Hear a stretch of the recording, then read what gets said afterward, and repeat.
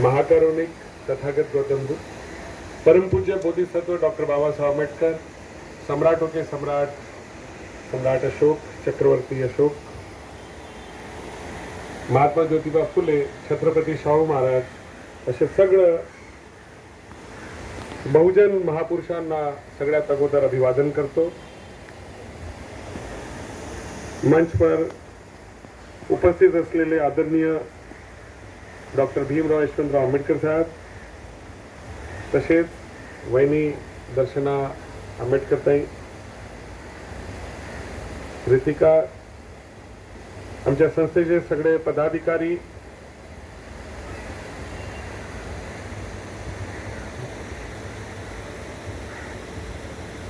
आणि भिक्खू संघांना मी अभिवादन करतो। बंधू आणि भगिनींनो, सगळ्यांना नमो बुद्धाय, जय भीम।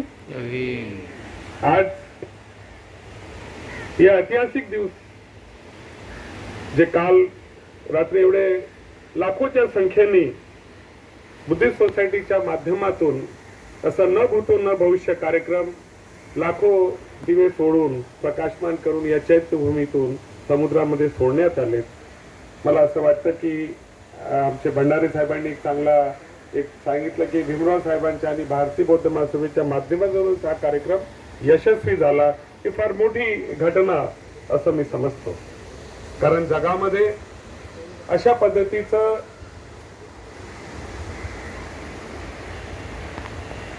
कार्य पूर्ण 200 देशामध्ये अशा पद्धतीनं साजरा करण्यात येते बुद्ध जयंती। मी थोडक्यामध्ये एकच गोष्ट मी बोलू इच्छितो की आज या दिवसामध्ये आपण काय संदेश गौतम बुद्धांचा घेऊन जाल। आज आपल्या शिबिराची सांगता आहे आणि आज सुंदरचा असा दिवस आपल्या बुद्धिस्ट सोसायटीच्या वर्षभर जो कार्यक्रम चालतो त्याच्यामधला सगळ्यात मोठा दिवस म्हणजे बुद्ध जयंती। अर्थातच गौतम बुद्धांची विचारांची मशाल चला घरोघरी आपण पेटूया आणि या निमित्ताने, या बुद्ध जयंतीच्या निमित्ताने मी सगळ्यांना हार्दिक शुभेच्छा देतो। तसेच प्रज्ञाशील करुणेचा मार्ग सर्वांना सुख समृद्धी देव अशी मी अपेक्षा करतो। शांतीदूत, मानवतेचा आधार, बुद्ध जयंती निमित्त धर्म मार्गावर चालण्याचा संकल्प आपण सगळेजण करूया। जगाला युद्ध नाही, बुद्धाची गरज आहे। खरंच आज जसं आपण बघतोय इराण आणि अमेरिकेमध्ये युद्ध चालू आहे आणि त्याचा परिणाम फक्त त्या 2 देशाला नाही तर पूर्ण जगाला पाहायला मिळत आहे। आणि आज खरंच तथागतांचा विचार आज खऱ्या अर्थाने गरज आहे की हा युद्ध थांबावं आणि शांतीचा मार्गने आपण परत जुना वैभव घ्यावा। आजचं दीप भव बुद्धांचा हा विचार आज संपूर्ण जगाला दिशा देणारा। द्वेषाने द्वेष संपत नाही, तो प्रेमाने संपवा लागतो। तर चला आपण तथागतांच्या या विचारांना आपण आपल्या संस्थेमध्ये आणि आपल्या स्वतःच्या जीवनामध्ये पण आपण घेऊन चलूया। बंधू, एक महत्वाची गोष्ट सांगू इच्छितो की वैशाख पौर्णिमा तो दिवस म्हणजे तथागतांचा जन्म। त्याच दिवशी तथागतांनी ज्ञान प्राप्त केलं आणि त्याच दिवशी महापरिनिर्वाण, म्हणजे किती मोठी गोष्ट आहे।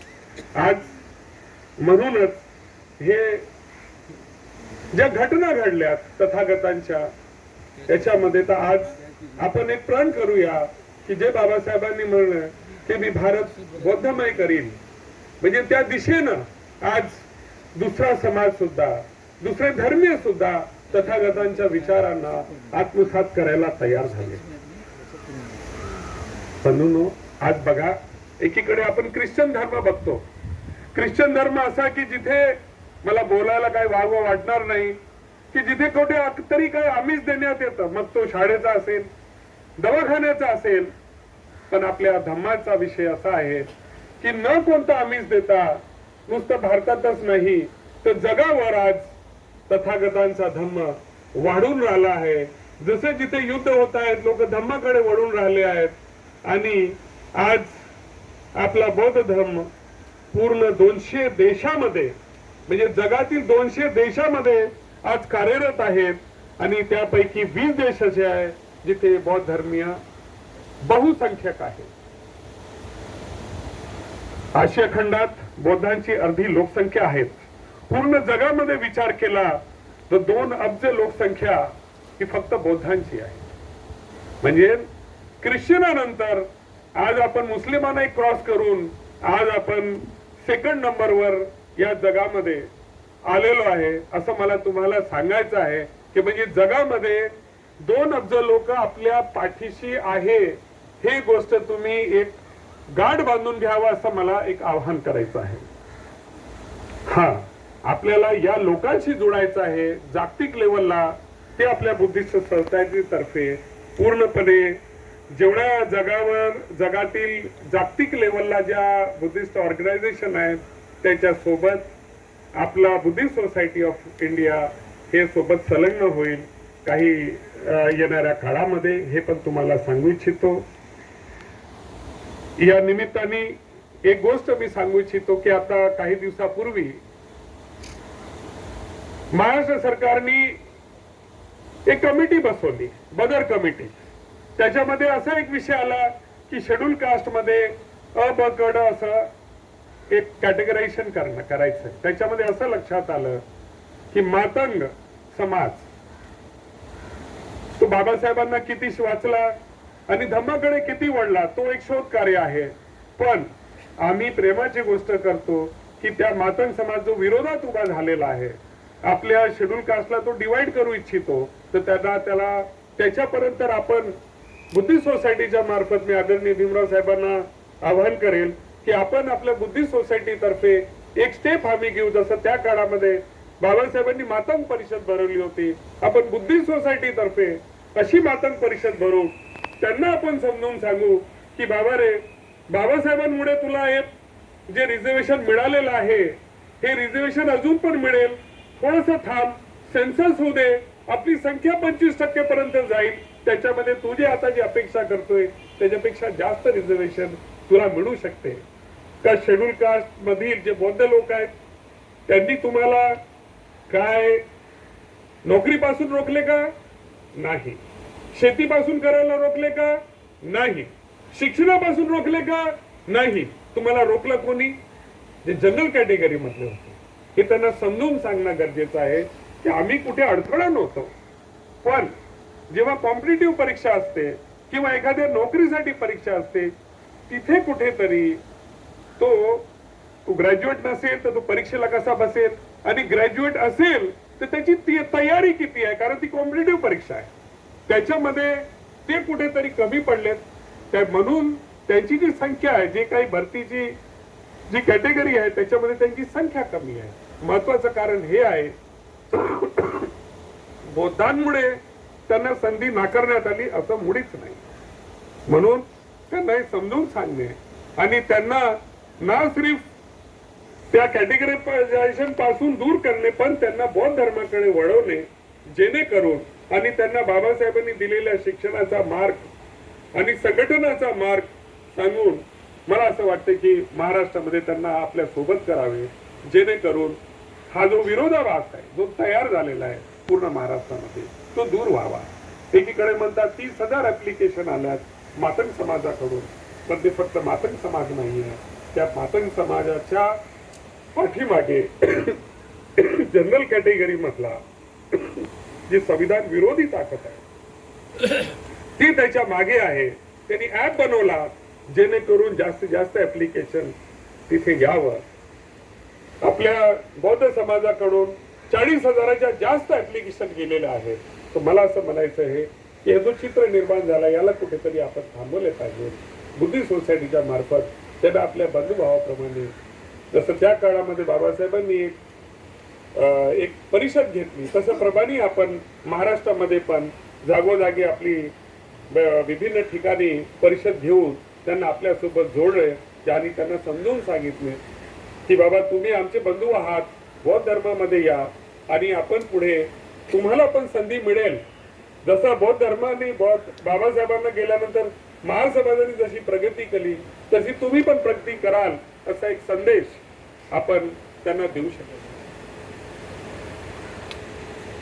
दुसरा महत्वाचा मुद्दा मी एक वेळ मांडू इच्छितो की आज कोर्टाने एक निर्णय दिला, सुप्रीम कोर्टाचा निर्णय सांगू इच्छितो की ज्या कोर्टामध्ये निर्णय असा दिला की जे शेड्यूल कास्ट ख्रिश्चन आणि मुस्लिम होते त्यांनी कोर्टामध्ये केस टाकली आणि जजमेंट असा आला की फक्त आणि फक्त हिंदू, सिख आणि बौद्ध हे जर का तुमच्याकडे धर्म असतील तरच तुम्हाला त्या SC, ST, OBC या रिझर्वेशनचा फायदा मिळू शकतो. मला असं म्हणायचं, आम्ही जेव्हा साऊथ मध्ये गेलो, दक्षिण भारतामध्ये, तिथे आम्हाला जास्तीत जास्त ख्रिश्चन आढळली. त्या आंध्र प्रदेश म्हणा, तेलंगणामध्ये म्हणा, तमिळनाडू मध्ये म्हणा, आणि आमच्या अशा लक्षात आलं की ते लोक जेव्हा रिझर्वेशनचा फायदा घेऊ इच्छितात ते लपून छपून एक तर आपल्या हिंदूचा सर्टिफिकेट घेतात किंवा आपल्या बुद्धी सोसायटीचा सर्टिफिकेट घेतात. भीमराव साहेबांना मी सांगू इच्छितो की आपल्याला हे एक आपला उद्देश आहे की कोणाला न दुखवता आपल्या धर्मामध्ये वळवायचं आहे. तर एक स्ट्रॅटेजी म्हणून का असू देना की या परिस्थितीमध्ये का नाही आपण आपले हे जे बंधुभाव जे दुसऱ्या धर्मामध्ये गेलेले आहेत की बाबा तुम्ही ना हिंदू ना सिख, तुम्ही बाबासाहेबांना मानता तर का नाही बाबासाहेबांनी दिलेल्या बौद्ध धर्मामध्ये तुम्ही या, तुमचं रिझर्वेशन पण कायम राहील आणि तुम्हाला जी समानतेची वागणूक आहे, जे बाबासाहेबांचं घोष वाक्य आहे, I love the religion which treats everybody equally, liberty and fraternity, हा जो घोष वाक्य बाबासाहेबांचा आहे त्या माध्यमातून आपण त्यांना आपल्या संस्थेला, आपल्या शाखेला आपण त्या त्या राज्यामध्ये कार्यरत करून भीमराव साहेबांना मी आवाहन करेल की या सुप्रीम कोर्टाच्या निर्णयानुसार त्यांना आपण सर्टिफिकेट देऊन, त्यांना दीक्षा देऊन, सर्टिफिकेट देऊन आपल्या बौद्ध धर्मामध्ये आणूया, जेणेकरून येणाऱ्या काळामध्ये 2027 मध्ये जो टार्गेट आहे तेवढं मी सांगू इच्छितो की आज पूर्ण भारतामध्ये जसे आमचे आदरणीय मोर्या साहेब ओबीसी समाजामधून काही वेळापूर्वी बोलले, इथे यूपी मधून येतात. यूपी मध्ये मौर्य, सैनी, कुशवा हा ओबीसी समाज, मी बौद्ध धर्म ते अगोदर आहे पासूनच आहे. चंद्रगुप्त मौर्य जे शासक होते त्यांचे ते वंशजामधून येतात. ते सगळे लोक बौद्ध धर्म पाळतात आणि आज आपल्या सोबत जुळलेल्या आहे बुद्धी सोसायटीमध्ये. मला असं वाटतं की यूपीचं एक उदाहरण सांगतो की तिथे शेड्यूल कास्ट माणूस जो आहे, पहिले नमो बुद्धाय जय भीम केल्याशिवाय, आज आमच्याकडे कॅप्टन गोविंद साहेब आहात, यूपी वरून आलेले आहेत तिथे आपल्या सोबत. त्यांना विचारा किंवा मोरे साहेबांना, मोरे साहेब बात सही है की नमो बुद्धाय जय भीम के साथ में सगळेजण ग्रीट करतात. किंवा हे शेड्यूल कास्ट मधला अन्य जाती असेल किंवा आदिवासी मधला व्यक्ती असेल त्याला आपल्या बुद्ध विहाराशी, आपल्या बुद्धी सोसायटीशी जोडावे, त्यांना आपण पद देऊन त्याला आपल्या संस्थेशी जोडू, जेणेकरून ते त्यांच्या आपल्या जातीमध्ये जाऊन, मग ते आदिवासी असेल, ओबीसी असेल, शेड्यूल कास्ट असेल, ते बुद्धी सोसायटीला जोडू आणि आपल्या संस्थेला, बाबासाहेबांच्या या संस्थेला, बाबासाहेबांच्या स्वप्नाला, उद्देशाला, जे 10 उद्देश बाबासाहेबांनी दिले होते त्याकडे आपण जाऊया आणि तो बाबासाहेबांची जी इच्छा होती ते आपण पूर्ण करू. असं करून मी 2 शब्द इथेच थांबतो. सगळ्यांना नमो बुद्धाय, जय भीम, जय संविधान.